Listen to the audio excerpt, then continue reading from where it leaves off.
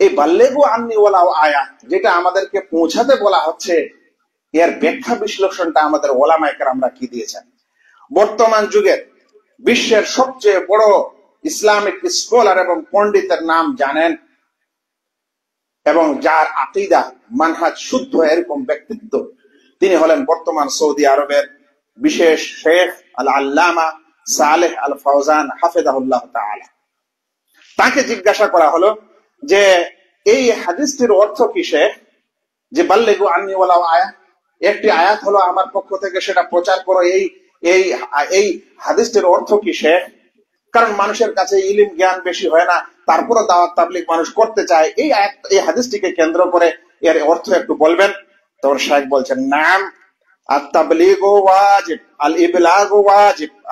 আমি তার ইউটিউবের আলোচনাটার শব্দগুলি তুলে ধরেছি, অল্প একটু কথা ছেড়েছি, কারণ যতখানি লম্বা নেওয়া যায়নি, কিন্তু যেটা নিয়েছি ওটা ওনার ভাষ্য। তিনি বলছেন আল ইবলাগু ওয়াজিব, হ্যাঁ পৌঁছে দেওয়াটা তো ওয়াজিব, কিন্তু লাকিন্নাত তাবলীগ আলা নাওয়াইন, এই হাদিসের মাধ্যমে যেটা তাবলীগ পাওয়া যায় সেটা দুই ধরনের।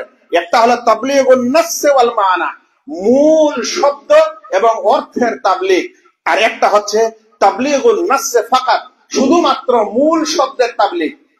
তাবলীগ মানে পৌঁছে দেওয়া ভাই।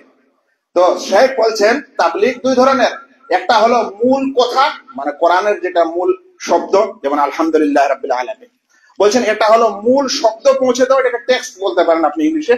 তো বলছেন মূল টেক্সট বা মূল শব্দ পৌঁছে দেওয়া অর্থ সহ, কিংবা শুধুমাত্র মূল শব্দ পৌঁছে দেওয়া অর্থ ছাড়া, যে দুই ধরনের তাবলীগ হয়।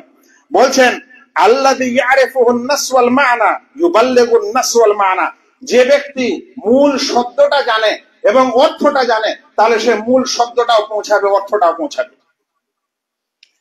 তারপরে বলছেন আর যে ব্যক্তি শুধুমাত্র, আর যে ব্যক্তি লা ইয়ারিফুন নাস ওয়াল মানা, আর যে ব্যক্তি শুধুমাত্র শব্দটা জানে, সে শুধু শব্দটা পৌঁছাবে।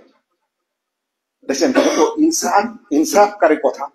বলছেন যে ব্যক্তি শব্দটাও জানে ওর মানেটাও জানে, তাহলে সে শব্দ মানে দুটাই পৌঁছাবে।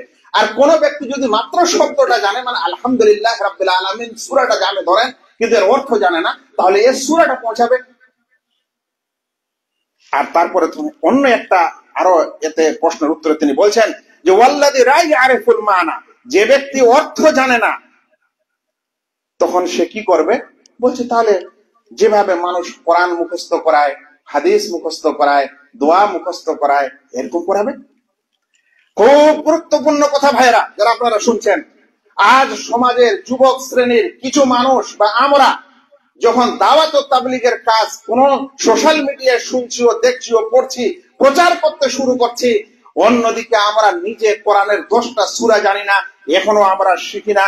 আমাদের পরিবারের বাবা মা ভাই বোন ছেলে পেলে সন্তান এখনো 20টা সূরা জানে না, এ গোটা দুনিয়ার তাবলীগে নেমে পড়েছে, ফতোয়া ও ফারাইজে নেমে গেছে। অথচ এই হাদিসে বলা হচ্ছে যে তোমরা যদি, শেখ সালেহ ফাওজানের ভাষ্য অনুযায়ী, যে তোমরা যদি মূল শব্দটাই জানো, অর্থ না জানো, তাহলে মূল শব্দটার প্রচার প্রসার করো। আপনি সূরাগুলো শিক্ষা দেন। আজ প্রত্যেকটা বাড়িতে সূরা শিখনেওয়ালা মানুষ আছেন। আপনি নামাজের দোয়াগুলোর শিক্ষা দেন, আপনি জিকির আজকার গুলার শিক্ষা দেন, তাহলে কোনো অসুবিধা নেই। কিন্তু না, আমাদের যে বড় শেখ হতে হবে, এই কায়দা বগদাদের শিক্ষা দিয়ে কি আমাকে কেউ বড় আলেম বলবে? আমি যদি সূরা ফাতিহা শিক্ষা দিত, আমাকে কি বড় আলেম বলবে? ওই জন্য সূরা ফাতিহা কেউ আর শিক্ষা দেয় না, দিতে যাচ্ছে কি সূরা ফাতিহা ব্যাখ্যা ও বিশ্লেষণ। শেখ বলছেন যে মানুষ অর্থ জানে না, সেই মানুষ অর্থের প্রচার প্রসার করবে না। তারপরে শুনেন, তিনি এক জায়গায় আরো বলছেন তাবলীগুল মানা, মানে অর্থের প্রচার, হাদা লা ইয়াকুমু বিহি ইল্লাল উলামা, উলামারা ছাড়া এটা অন্য কেউ করবে না। ফালা ইউফাসসিরুল কুরআন বিল হাদিস আও ইফতিল হালাল ওয়াল হারাম, হাদা মিন শানিল উলামা। কেউ কোরআনের তাফসীর করবে না, হাদিসের ব্যাখ্যা করবে না, হালাল কিংবা হারাম এ কথা বলবে না, এটা উলামাদের কাজ। সোজা করেন খুব দাওয়াত ও তাবলীগ, আর হালাল হারামের ফতোয়া দিতে থাকেন।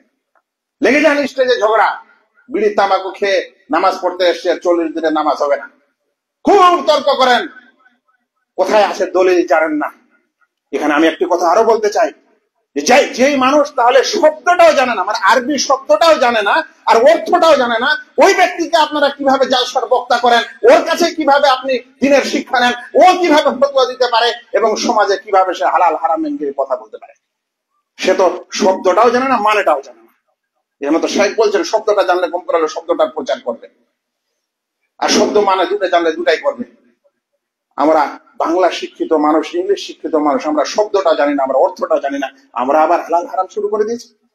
এখানে শেখ সালেহ ফৌজানের উক্তিটি শুনালাম,